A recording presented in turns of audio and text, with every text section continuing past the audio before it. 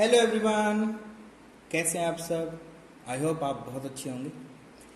अब तक के सेशन में हम लोग डिस्कस कर चुके हैं force on A current carrying conductor और किस तरह से आपका लेंथ वेक्टर जो होता है उसका कैलकुलेशन कैसे करते हैं, लूप पे फोर्स कैसे हम लोग कैलकुलेट करते हैं, और अगर हमें कोई टेंशन कैलकुलेट करने के लिए बोल दे किसी पर्टिकुलर सेक्शन पे तो किस तरह से उसकी कैलकुलेशन करते हैं, वो सब हम लोग डिस्कस कर चुके हैं। आज हम लोग नए टॉपिक की तरफ मूव करेंगे दोस्तों, और आज हम लोग पढ़ने वाले हैं force between two infinite current carrying wire. ठीक है, कुछ बुक्स में इसको कंडक्टर भी लिखता है। ठीक है, तो कंडक्टर आपका वायर ही होता है, उसमें कोई ज़्यादा डिफरेंस नहीं है, तो आपको इससे घबराना नहीं है कि सर ये क्या है, वायर बोल दिया कंडक्टर बोल दिया, अरे एक ही चीज़ है भाई, कोई दिक्कत नहीं। अभी तक एक कंडक्टर था हमारे पास में, अब दो कंडक्टर हमारे पास में आ गए हैं और उनमें कैसे फोर्स कैलकुलेट होगा उसके बारे में हम लोग अब बातें करेंगे। अब उसके बारे में बातें करेंगे। ठीक है, तो आपसे अगर पूछेगा तो कुछ बुक्स में इसको बोला जाएगा फोर्स ऑन, कुछ बुक्स में आप देखोगे तो ये दिखेगा force on two parallel current carrying wire. ठीक है, तो दोनों एक ही चीज़ है, हम लोग पैरेलल पे काउंट करने वाले हैं। ठीक है, पैरेलल का मतलब उनकी डिस्टेंस जो है वो हमेशा क्या रहने वाली है, सेम रहने वाली है उनके बीच की डिस्टेंस। और ये इन्फिनाइट वायर हम लेके चलेंगे। ठीक है, इन्फिनाइट वायर लेके चलेंगे, कैसे होगा वो देखें। तो आपने कहा सर कैसे करेंगे। अच्छा, इसके कुछ छोटे छोटे पहले हमारे पास रिजल्ट्स हैं और रिजल्ट्स के रेस्पेक्ट में हम सारी कैलकुलेशन करते हैं। क्या रिजल्ट्स हैं, तो हमने देखा कि अगर हमारे पास दो करंट कैरिंग वायर होते हैं, तो यहाँ पर आपने देखा कि दो करंट कैरिंग अगर वायर आपके पास में है और उनमें अगर कोई I1 I2 करंट हम लोग फ्लो कर देते हैं, सेम डायरेक्शन का अगर I1 I2 करंट हमारा फ्लो होता है, तो ऐसी सिचुएशन में ये दोनों के दोनों वायर एक दूसरे को पर्टिकुलर फोर्स से क्या करते हैं, अट्रैक्ट करते हैं। क्या करते हैं एक दूसरे को, ये एक दूसरे को क्या करते हैं, अट्रैक्ट करने लगते हैं। ठीक है, फिर आपने क्या किया, आपने कहा सर करंट का डायरेक्शन चेंज करके देख लेते हैं। तो आप लोगों ने तुरंत क्या किया, करंट का डायरेक्शन चेंज किया। करंट का डायरेक्शन जैसे ही चेंज किया तो उनके बीच का जो अट्रैक्शन था उसका नेचर चेंज हो गया। और नेचर चेंज कैसा हो गया, आपने कहा सर इसमें कोई I1 करंट आ रहा था, इसमें कोई I2 करंट आ रहा था, और ये दोनों ही कैसे हैं बेटा, इन्फिनाइट। ठीक है, दोनों ही कैसे हैं, इन्फिनाइट करंट कैरिंग वायर है। ठीक है, तो इन दोनों सिचुएशन में आपने चेक किया तो आपको मिला कि इस पर्टिकुलर सिचुएशन में जब हमने करंट का डायरेक्शन चेंज कर दिया तो हम लोगों को देखने को मिला कि ये पहले जो अट्रैक्शन कर रहे थे, अब इनका जैसे ही करंट का डायरेक्शन चेंज करोगे तो इनके बीच में होने लगता है रिपल्शन। क्या होने लगता है, रिपल्शन। आपने कहा सर ये बिहेवियर तो मैं जानता हूं। क्या जानते हो आप, आपने कहा सर ऐसा जब हम करते थे तो मैग्नेटिक फील्ड चेंज कर जाता था और ऐसा बिहेवियर तो आपका एक मैग्नेट करता था। ऐसा बिहेवियर कौन करता था, एक मैग्नेट करता था। तो तुरंत आपने पता लगाया कि दिस पर्टिकुलर सिस्टम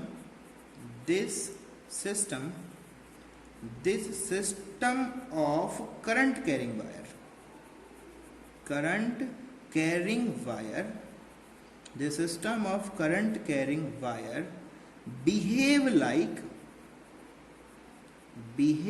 like इसकी तरह बिहेव करता है।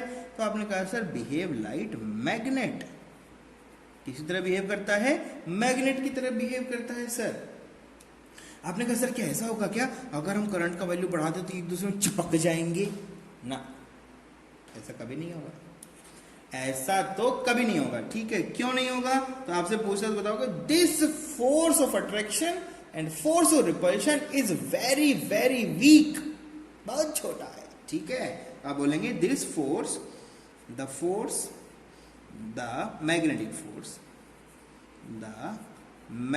Force of attraction and repulsion is very weak, बहुत वीक है ये, इसको खाना पाना खिलाओ तो ये थोड़ा सा स्ट्रांग हो जाएगा, ठीक है, बहुत बढ़िया।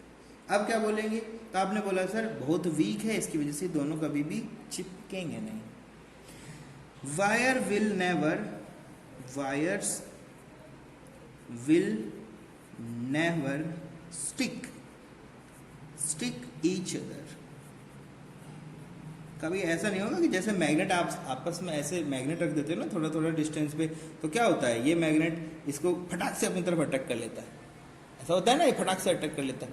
ऐसा नहीं होगा कि दो वायर आपने रख दिया, आपने कहा सर ये दो वायर इनमें करंट फ्लो कर रहा है, तो ऐसा कभी नहीं होगा फटाक से ऐसे चिपक जाएंगे आके, मतलब ऐसे दूर दूर थे फटाक से चिपक गए, ऐसा नहीं होगा। मैग्नेट की तरह ये बिहेवियर शो करेंगे, मतलब आपको फोर्स का फीलिंग तो होगा, फोर्स का फीलिंग तो होगा,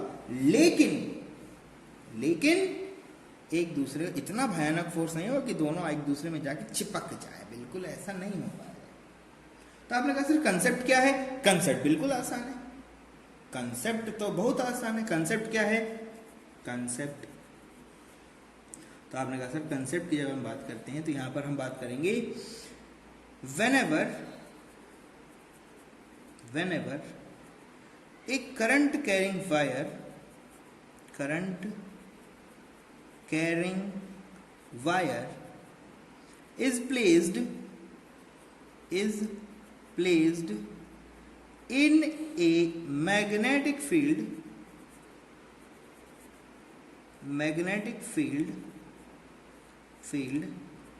it will feel some force on it, अपने पे कुछ फोर्स वो फील करता है। आपने कहा सर मैग्नेटिक फील्ड नहीं है, यहाँ तो करंट ही करंट है सब कुछ, मैग्नेटिक फील्ड कहाँ है? कोई बात नहीं बेटा, मैग्नेटिक फील्ड बनेगा, कैसे बनेगा, अरे ये जब यहाँ करंट फ्लो करेगा तो मैग्नेटिक फील्ड बनाएगा, तो जब ये मैग्नेटिक फील्ड बनाएगा तो इनके अंदर मैग्नेटिक फील्ड डाउनवर्ड चला जाएगा। समझ पा रहे हो बात को, मैग्नेटिक, इनकी वजह से यहाँ मैग्नेटिक फील्ड बनेगा कि नहीं बनेगा, और उसमें एक वायर रखा हुआ है, तो वायर जब ऐसे मैग्नेटिक फील्ड में रखा होगा तो उसके ऊपर क्या बनेगा, फोर्स बनेगा। समझ रहे हो ना, समझ रहे हो ना। तो आपने कहा सर ये तो कंसेप्ट है, अब होने क्या वाला है, होने वाला है एक और कंसेप्ट। ये तो आपका फर्स्ट हो गया, एक कंसेप्ट हो गया, दूसरा कंसेप्ट क्या है, एक current carrying wire, a current carrying wire always generate magnetic field around it, अपने साथ हमेशा वो एक मैग्नेटिक फील्ड बनाता है। तो आपने कहा सर वो फोर्स होता कितना है, जो ये बनाने वाला है वो फोर्स होता कितना है, तो मैंने आपको बताया था कि करंट कैरिंग वायर के ऊपर जो फोर्स लग जाता है उसका वैल्यू क्या होता है, वो आपका होता है IBL साइन ऑफ थीटा। ये वो अमाउंट ऑफ फोर्स है जो किसी करंट कैरिंग कंडक्टर पे लगता है, मतलब वायर, फिलहाल वो क्या है, वायर है। यहां ध्यान देना है theta is between vector B and vector L, और एल मैंने आपको बताया है, लास्ट क्लास में बताया था, ये हमेशा एक वेक्टर क्वांटिटी है, और वेक्टर क्वांटिटी का मतलब ये डिस्प्लेसमेंट है, लेंथ है ना, तो लेंथ वेक्टर में क्या बन जाता है, डिस्प्लेसमेंट बन जाता है। तो ये तो एक बेसिक कंसेप्ट आ गया। तो अब हम आगे मूव करते हैं जिसमें हम लोग कैलकुलेट करते हैं कि ये एक वायर दूसरे पे कितना फोर्स अप्लाई करेगा, ठीक है, ये सब हम आप कैलकुलेट करने वाले हैं। चलो आगे बढ़ते हैं।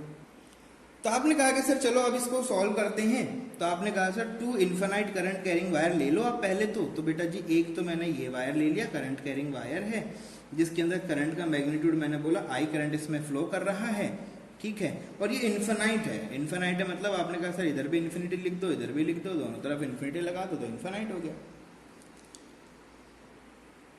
हो गया ना। दूसरा वाला ले लो, तो आपने कहा सर दूसरा वाला कहाँ ले, किसी डिस्टेंस पे ले लो, किसी भी डिस्टेंस पे ले लो, ये भी इन्फिनाइट है, और इनमें भी कुछ करंट क्या करेगा, फ्लो करेगा। तो हमने अलग अलग करंट लेके चल रहे हैं, तो ये I2 है तो बोला ये क्या है, I1 है, ये I2 है तो दूसरा क्या बोल दिया हमने, I1 है। क्लियर सब बातें, बढ़िया। तो अब आओ कंसेप्ट की तरफ मूव करो, बढ़िया बढ़िया कंसेप्ट की तरफ मूव करो, ठीक है। तो आपने कहा सर देखो ये एक करंट है और जब ये फ्लो करेगा तो इनकी वजह से डाउनवर्ड डायरेक्शन में क्या होगा, एक मैग्नेटिक फील्ड होगा। तो इनकी वजह से जो फील्ड बना रहा हूं वो ब्लैक कलर से है, तो इन्होंने कहा कि ये इस वाले वायर के चारों तरफ एक फील्ड बनाएगा जो डाउनवर्ड होगा। तो आप बताएंगे ये जो क्रॉस बनाया ये क्या है, आपने बताया this is magnetic field, this is magnetic field due to wire 1 on two, ठीक है। तो वायर 1 का मैग्नेटिक फील्ड है जो यहां ऐसा दिखे। आपने कहा सर इसमें भी तो करंट है, क्या ये मैग्नेटिक फील्ड नहीं बनाएगा? बिल्कुल बनाएगा। इनमें करंट इस तरफ गया, फिंगर्स डाउनवर्ड है, हमें फोर्स देखना है इसके ऊपर, तो इधर देखा तो ये अपवर्ड है। कैसा हो गया? अपवर्ड हो गया। तो आपने कहा सर इधर जब ये करंट जब इसमें फ्लो करेगा तो इनकी वजह से यहां जो मैग्नेटिक फील्ड बनेगा वो कैसा होगा? वो सर जी अपवर्ड होगा। कैसा होगा? अपवर्ड होगा। तो आपने बोला ये क्या है? आपने बोला sir this is B vector. किसकी वजह से है? आपने कहा सर ये वाला जो था इसको आपने लिखा था this is magnetic field due to wire 1 on two, तो हमने लिखा इसको B12। क्या लिखा है इसको हमने? B12। तो इसको क्या लिख सकते हैं? B21। क्या लिख सकते हैं? B21। तो इसका पढ़ोगे कैसे इसको? B21 का मतलब होगा magnetic field of wire 2 on 1, ठीक है। तो आप अगर चाहें तो लिख सकते हो magnetic field due to wire 2 on 1। इसको हमने क्या लिखा है? इसी को हमने लिखा है B वेक्टर 21। ये वाला कैसा कैसे डायरेक्शन है? दोनों का डायरेक्शन आपको पता होना चाहिए। तो ये वाला तो कैसा हो गया बेटा? This is nothing but down, ठीक है, इनसाइड द पेज। और ये कैसा हो जाएगा? अपवर्ड। कैसा हो जाएगा? आप पढ़ो पेज के अंदर जा रहा है, दूसरा पेज से बाहर आ रहा है, तो कोई प्रॉब्लम नहीं। अब आपने कहा सर इनकी वजह से यहां लगे बन गया मैग्नेटिक फील्ड, और मैग्नेटिक फील्ड में अगर कोई करंट कैरिंग वायर इस तरह से मूव करता है तो उस पर लगता है फोर्स। उस पर क्या लगता है? फोर्स। तो आपने कहा सर फोर्स कैलकुलेट करो। कैसे करें? मैंने आपको सिखाया right hand palm rule use करो। कैसे यूज करें? तो आपने कहा सर ये डाउनवर्ड है तो डाउनवर्ड चली गई हमारी फिंगर्स और करंट की डायरेक्शन में हमारा चला गया थंब, तो फोर्स का डायरेक्शन हमें दिखा which is equal to this, which is equal to palm, इधर इधर इधर है ना, इधर रहता है। तो आपने कहा सर फोर्स बन गया इनके ऊपर, तो ये बन गया इन पे फोर्स। फोर्स किसका किस पे बना? फोर्स बना मैग्नेटिक फील्ड 1 की वजह से जो 2 पे बना, इस मैग्नेटिक फील्ड की वजह से यहां फोर्स बना, इनकी वजह से यहां पर क्या बना? फोर्स बना। तो फोर्स आया कैसा? आपने कहा सर 2 पे फोर्स आया 1 की वजह से, फोर्स आया 2 की वजह से 1। भाई सिंपल, फोर्स तो वायर 2 पे लग रहा है, किसकी वजह से लग रहा है? 1 की वजह से, तो F21। क्लियर है?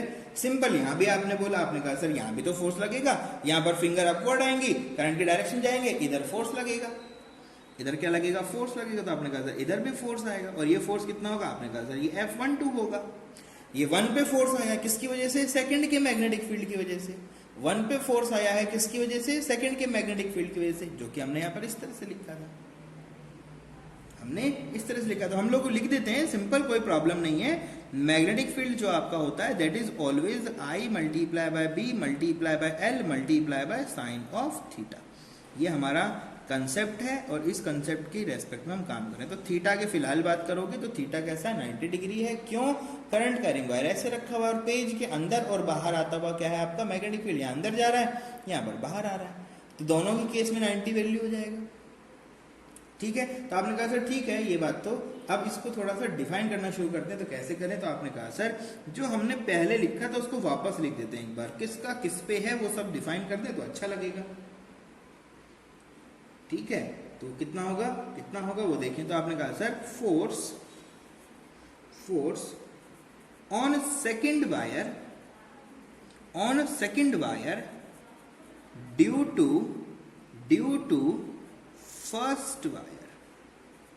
फर्स्ट वायर की वजह से सेकंड वायर पे कितना फोर्स होगा। तो आपने कहा सर इसी को तो हमने बोला है F21, 2 पे फर्स्ट की वजह से, 2 पे फर्स्ट की वजह से। तो आपने कहा सर इसी को तो बोला है हमने, तो F12 होगा तो कितना होगा। तो आपने कहा सर सिंपल लिख दो इसको। क्या लिखें, आपने कहा सर किस पे फोर्स लग रहा है, किसकी वजह से लग रहा है, वो भी इंपॉर्टेंट है। 21 लिख रहे हो ना, तो फर्स्ट की वजह से आने वाला है, आना सेकंड पे हो। तो वैल्यूज जब यहां पुट करते हैं तो वायर के वैल्यूज होते हैं, ये ध्यान रखना। आई किसका होता है, उसी वायर का होता है। तो इसका वायर कितना है I2, इनका करंट कितना है I2। अब इन पे मैग्नेटिक फील्ड जो बन रहा है वो ये रहा। कितना मैग्नेटिक फील्ड है, उसने कहा ये वाला है सर।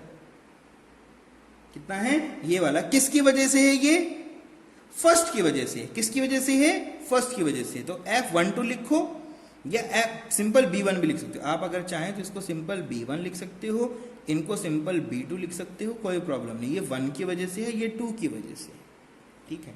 आप चाहें तो इनको सिंपल क्या लिख सकते हो आप, इनको B2 लिख सकते हो, और ये वाला जो वैल्यू इसको B1 लिख सकते हो। तो अब मैं यहाँ पर B12 लिख रहा हूँ फिलहाल, 12 मल्टीप्लाई बाय करंट।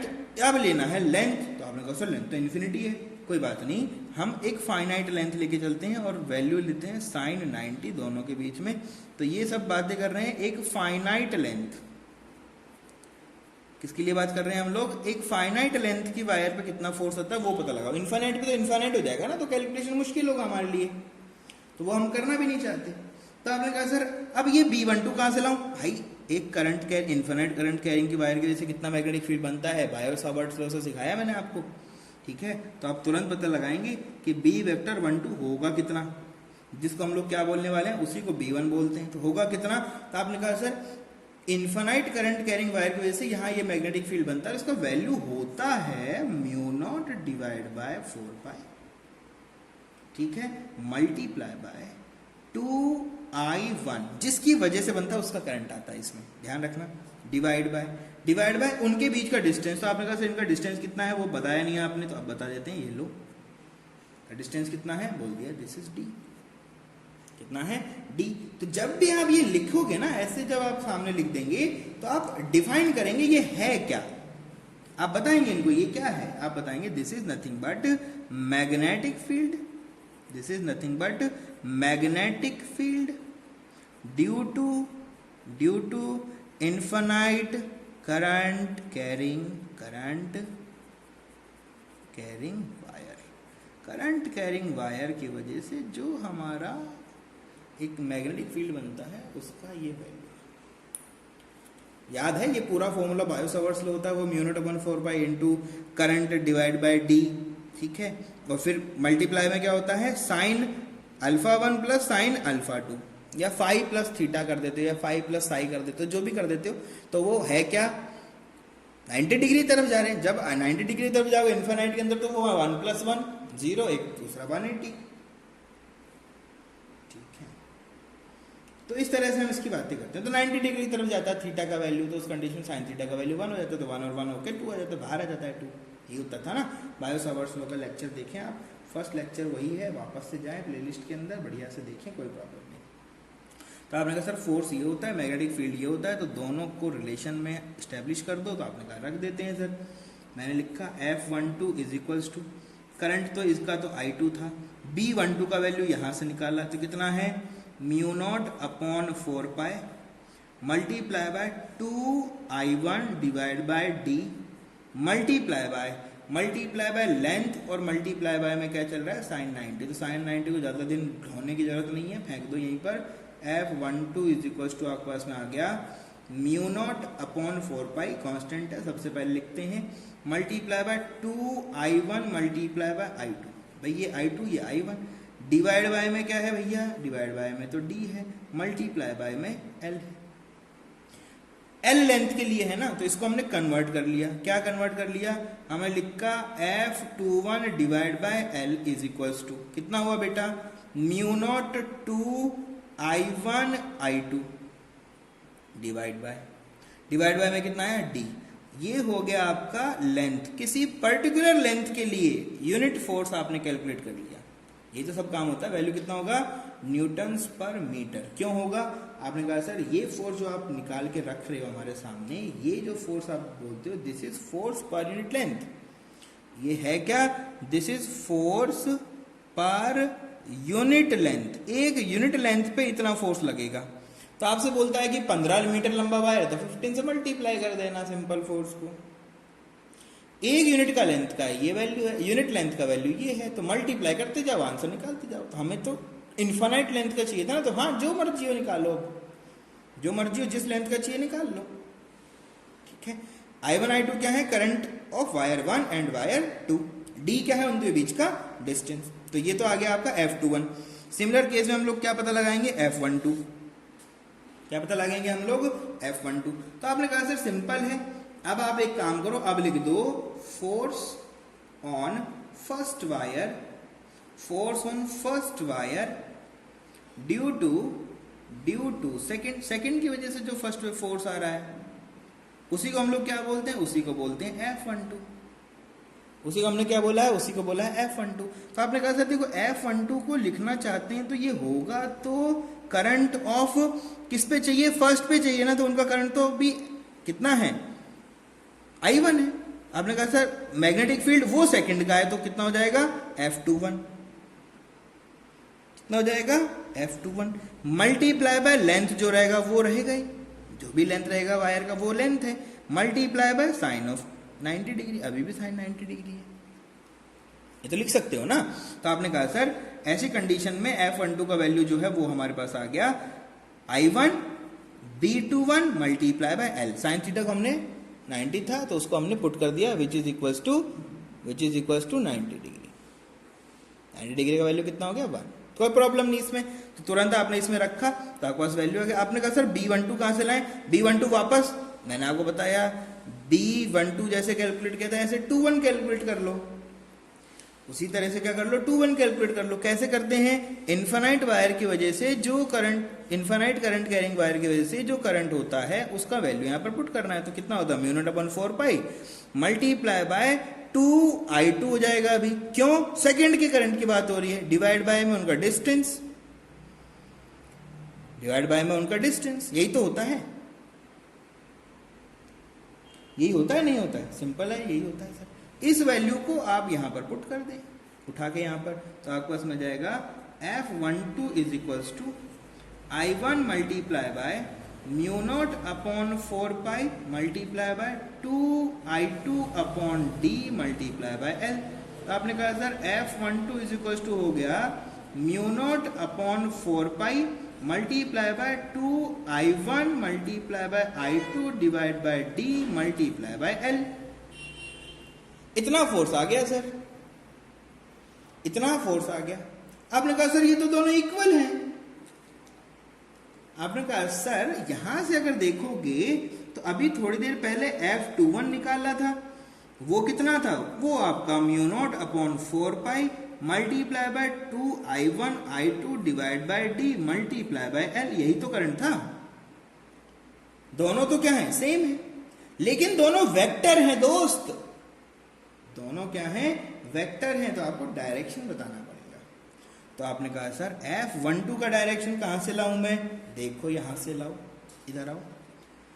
F21 किसकी तरफ है, टूवर्ड्स वायर 1, F12 किसकी तरफ है, टूवर्ड्स वायर 2।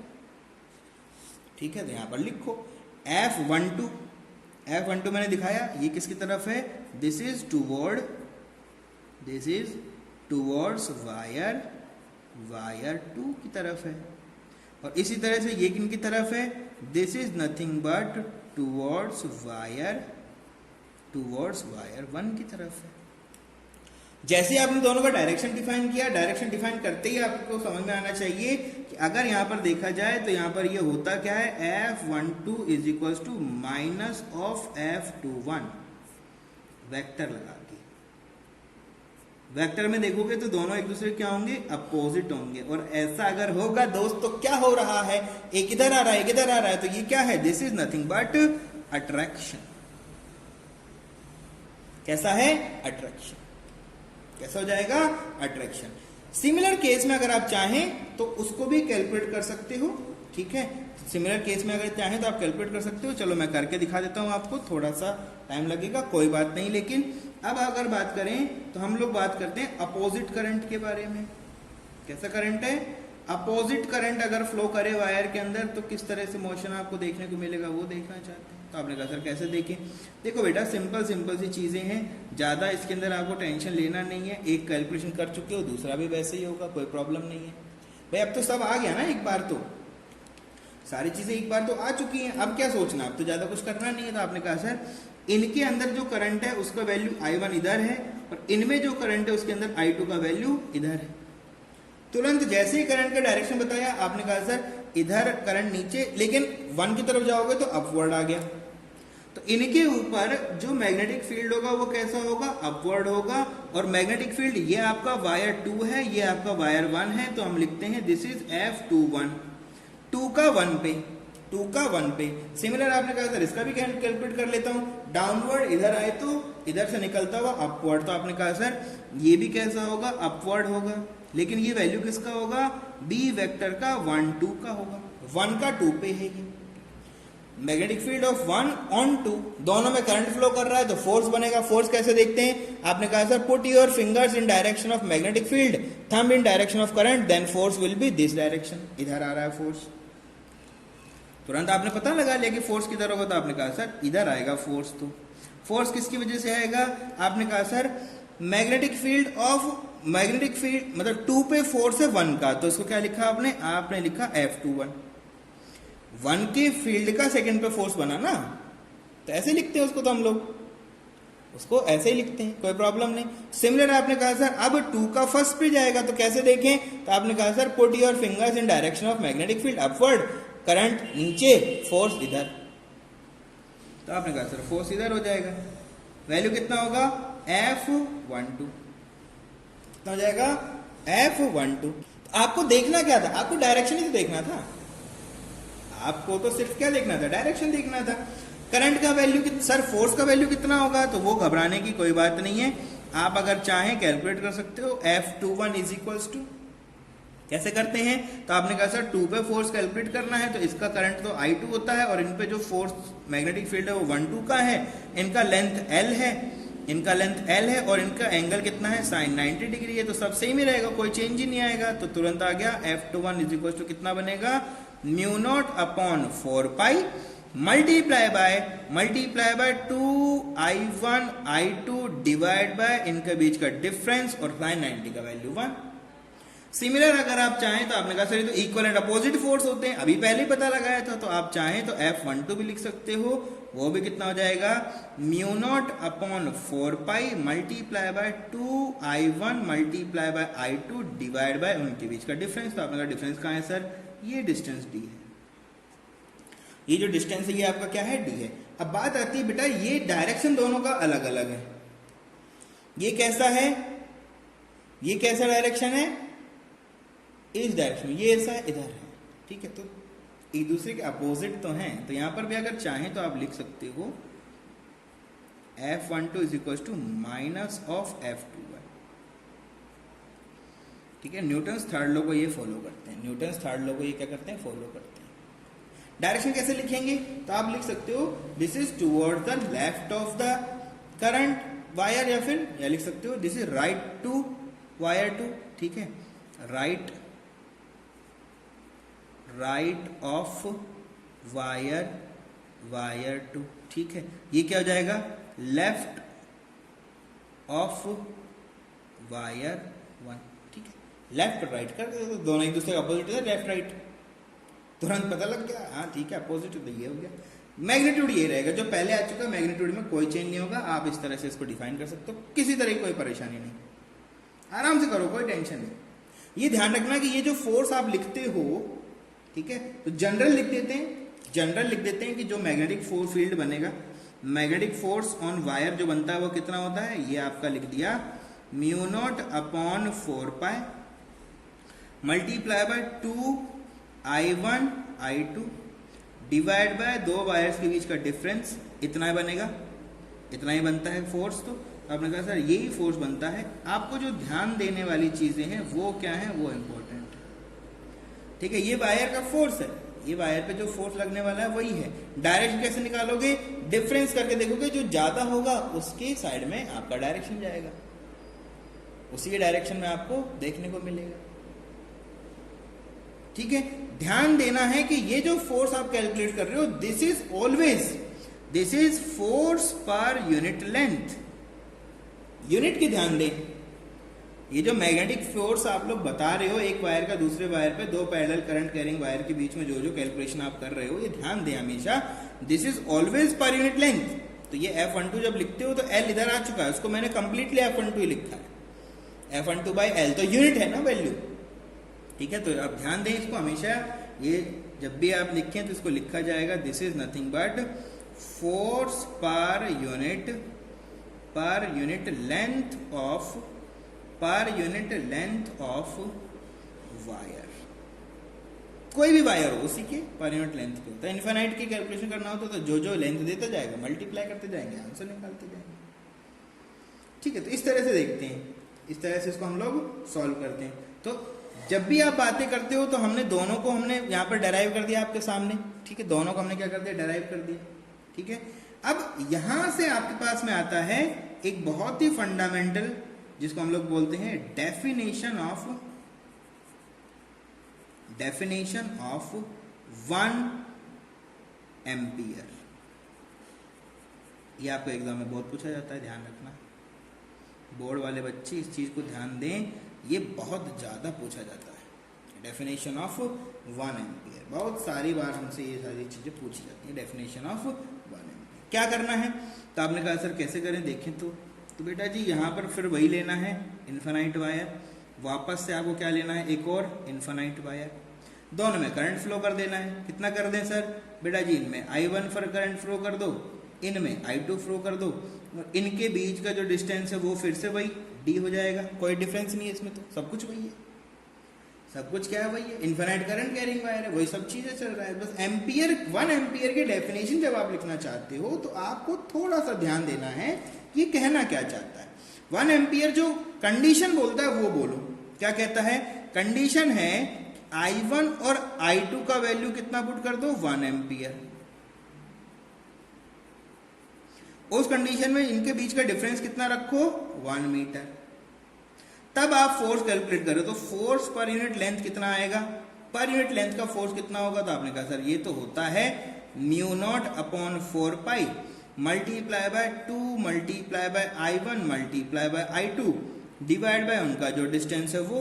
तो आपने कहा सर यही होता है, तो बेटा 10⁻⁻⁷ तो वैल्यू हो गया आपका इनका, मल्टीप्लाई बाय ये 2, ये 1, तो कितना हो गया 2, तो वैल्यू कितना हो गया 2 × 10⁻⁷ न्यूटन्स। इतना फोर्स बनेगा। तो आपने कहा sir force is equal to आ गया 2 × 10⁻⁷ न्यूटन। एक्चुअल में न्यूटन पर मीटर होना चाहिए। ठीक है, यहाँ पर क्या लिखोगे आप? न्यूटन पर मीटर। क्यों बोल रहे हो? बेटा जी फोर्स पर यूनिट लेंथ है।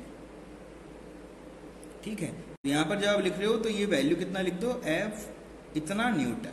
ठीक है, पर यूनिट लेंथ है, वैल्यू किसका है? Per unit length. इतना फोर्स पर यूनिट लेंथ इस पे एक्ट करेगा। अब यहां से डेफिनेशन आएगा। क्या डेफिनेशन आएगा? क्या डेफिनेशन आएगा? If 1 ampere current is flowing, if 1 ampere current is flowing in 2 parallel infinite wire kept at a distance of 1 meter, kept at a distance of 1 meter, then 2 infinite parallel wires will feel 2 × 10⁻⁷ Newton force per unit length of its। ठीक है, ये आपकी definition बनेगा। तो वापस से एक बार बोल रहा हूं मैं आपको, वापस सुने। If 1 ampere current is flowing in 2 infinite parallel current carrying wires, and they are kept at a distance of 1 meter apart, then they will feel 2 × 10⁻⁷ Newton force for its unit length, so that the current flowing in the wires is 1 ampere. नहीं भी अगर 1 ampere देते तो भी पता लगा लेते। तो अभी डेफिनेशन हम लिख सकते हैं। डेफिनेशन लिखने में कोई बड़ी चीज़ नहीं है, तो लिख देते हैं डेफिनेशन। आओ डेफिनेशन लिखते हैं। डेफिनेशन इंपॉर्टेंट है, बार बार पूछता है एग्जाम के अंदर। आप लोगों से बहुत बार पूछा जाएगा कि बताओ भाई 1 एम्पियर का डेफिनेशन क्या होता है, तो आप उनको तुरंत बताएंगे कैसे कैसे लिखते हैं, ठीक है। इफ, मैं 2-3 डेफिनेशन लिख देता हूँ, तो पहले लिखते हैं if two infinite current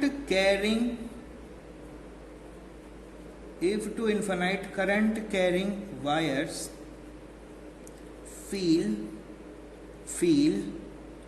a force of 2 into 10 raised to power 7 Newton, force of 2 into 10 raised to power minus 7 Newton per unit length kept at a distance of 1 meter,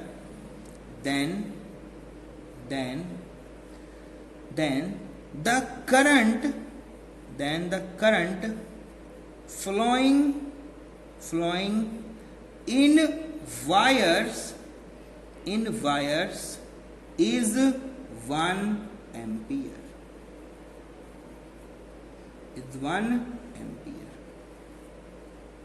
वो जो बातें आप बोल रहे हो जिसमें आपने ये तीनों चीजें डिफाइन की है, मतलब if 2 infinite current carrying wire feel a force of 2 into 10 raised to power minus 7 newton पर metre kept at a distance of, यहां पर कॉमा रहेगा, kept at a distance of 1 metre, then the current flowing in wires is 1 ampere. This is the definition of 1 ampere. ठीक है, तो इसको underline करें, बढ़िया से इसको लिखें, बार बार याद करें, वैल्यूज को रखना है। उसके बाद इंग्लिश के अंदर इसका पूरा का पूरा बना देंगे, तो अंग्रेजी आप लोगों को आती है, बढ़िया बच्चे हो एकदम, तो प्रॉब्लम इसमें आपको होना ही नहीं चाहिए। डेफिनेशन बनाना था तो बना दिया डेफिनेशन, क्या प्रॉब्लम है, दिए आपका definition,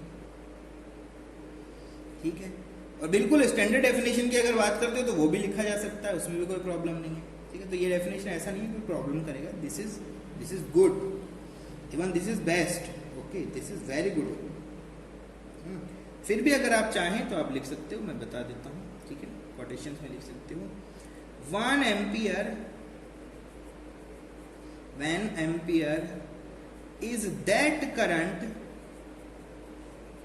is that current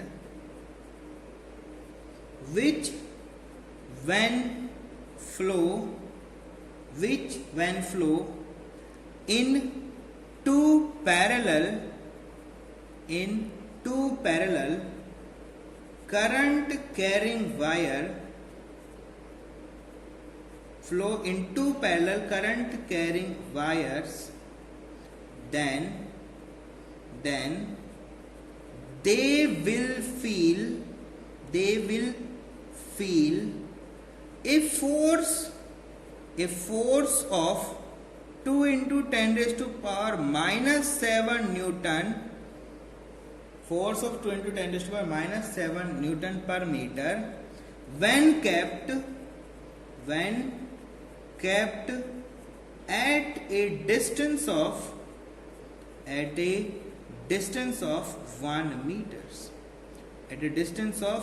1 meters, ये भी आप डेफिनेशन यूज कर सकते हो, ठीक है। दोनों ही एकदम अच्छी डेफिनेशन से, कोई प्रॉब्लम इसमें नहीं, बढ़िया है। चलो एक क्वेश्चन कर लेते हैं इसी का। क्वेश्चन में बोला गया find net force on wire B. इस क्वेश्चन को आप चाहें तो 3-4 पार्ट्स में डिवाइड कर सकते हो, ए लिख सकते हो, बी लिख सकते हो, सी लिख सकते हो, बहुत सारे वायर्स हम लोग यहाँ यूज कर सकते हैं। तो हमने बोला कि चलो फिलहाल आपके 3 वायर्स हमारे पास में, एक वायर यहाँ पर है, एक यहाँ पर है, और एक वायर यहाँ पर आपके पास है, ठीक है। तो ये वायर हमारा ए वायर है, ये हमारा बी वायर है, ये हमारा कोई सी वायर है। सबका लेंथ जो है वो कितना है, इनफाइनाइट है पता नहीं कितना है सर, इनके बीच का डिस्टेंस हमें पता है, लेकिन ये आपका कितना है 1 मीटर है, और ये वाला डिस्टेंस भी हम लोग कितना ले रहे हैं 1 मीटर लेके चल रहे हैं। इनमें करंट फ्लो कर रहा है, इनमें इस डायरेक्शन में आपका 2 एम्पियर करंट है, और इनके अंदर भी इसी डायरेक्शन के अंदर 2 एम्पियर करंट है, लेकिन इधर वाले के अंदर 2 एम्पियर करंट अदरवाइज डायरेक्शन में है, डिवाइड अदरवाइज डायरेक्शन। आपको नेट फोर्स पता लगाना है। तो आपने कहा सर बहुत आसान है, क्या प्रॉब्लम है इसमें? आपने कहा सर देखिए फोर्स पर यूनिट लेंथ जो होता है वो हमें पता है mu naught divide by 4 pi multiply by 2 into I1 multiply by I2 divide bye में क्या होता है D होता है। डायरेक्शन की बात बाद में कर लेंगे, हमें B पे पता लगाना है। तो B पे C भी फोर्स लगाएगा, A भी फोर्स लगाएगा। तो A जब लगाएगा तो अट्रैक्शन का लगाएगा, C जब लगाएगा तो रिपल्शन का लगाएगा। नहीं समझ रहे? अरे जब इनकी तरफ फोर्स लगेगा, ये जब इन पे फोर्स लगाएगा तो इनको अट्रैक्ट करेगा। कैसे अट्रैक्ट करेगा सर? इधर। ये वो फोर्स है जो आपका ए वायर अप्लाई करेगा बी के ऊपर। भाई दोनों का सेम डायरेक्शन है ना करंट का, तो दोनों क्या करेंगे? अट्रैक्ट करेंगे। और इन दोनों में क्या होगा? रिपल्शन। तो इनका फोर्स इधर जाएगा, इनका इधर जाएगा, तो मैं दोनों बना रहा हूं। ये वाला इधर इसको क्या करेगा? ये लगेगा फोर्स ऑफ बी ऑन सी, और ये इन पे इधर लगाएगा जो कि क्या हो जाएगा? Force of C on B. Net force किधर है? इसी डायरेक्शन में। तो आपने कहा सर नेट फोर्स की अगर आप बात करते हैं तो नेट फोर्स हमारा हो जाएगा force of A on B plus force of C on B. दो चाहिए, ए और बी, बी सी और बी। यहाँ ए रखना, बी रखना, सी रखना, बी रखना, आंसर निकालना, बढ़िया काम होगा। तो कितना हो गया? Mu naught upon 4 pi into 2 into I of A into I of B divide by उनके बीच का distance plus mu naught upon 4 pi multiply by I of C multiply by I of B divide by उनके बीच का distance. भैया यहाँ जो लिखा है वो यहाँ लिख दो बस। तो नेट फोर्स कितना हो गया? आपने कहा सर ये कॉमन आ गया, 2 कॉमन आ गया, अब इनका डी भी कॉमन आ गया। तो यहाँ पर हो गया mu naught upon 4 pi 2 divide by D multiply by I A I B 2 into 2 plus C और बी 2 इंटू 2। कितना हो गया? 2 इंटू 2। ठीक है, वैल्यू पता लगा लो। क्या दिक्कत क्या है इसमें भाई? कोई प्रॉब्लम होना ही नहीं चाहिए। कितना हो गया? 2 इंटू 2 4, अरे ये होगा ना 2 इंटू 2 4 प्लस 4 8 और इंटू 2 16। तो कितना हो गया? 16 multiply by mu naught by 4 pi का वैल्यू कितना होता है? 10⁻⁻⁷। डी का वैल्यू कितना है? 1। तो ये हो गया आपका net force. Net force value किसमें हो जाएगा? न्यूटन्स पर मीटर। ये ध्यान रखना है यूनिट का, ये आपको ध्यान रखना है। तो आप चाहें तो सी पे कैलकुलेट कर सकते हो अभी। तो सी पे क्या होगा? ये भी फोर्स लगाएंगे, ये भी फोर्स लगाएंगे, ये इनके ऊपर रिपल्शन लगाएंगे, ये इन पे अट्रैक्शन लगाएंगे। तो सी आप कैलकुलेट करना होमवर्क में, और ए पे भी फोर्स कैलकुलेट करना होमवर्क में। ठीक है, ये बढ़िया बढ़िया क्वेश्चन आपके पास में ऐसे बन सकते हैं। छोटा टॉपिक है, बहुत ज़्यादा इसमें कुछ है नहीं बताने के लिए। ठीक है, बहुत आसान सा है। ठीक है, तो प्रैक्टिस करते रहो, बढ़िया से काम करते रहो। और आप लोगों को सी मैंने बी करा दिया, आप सी पे और ए पे कैलकुलेट करेंगे। ठीक है, तो तब तक के लिए stay safe, stay blessed. Thank you very much.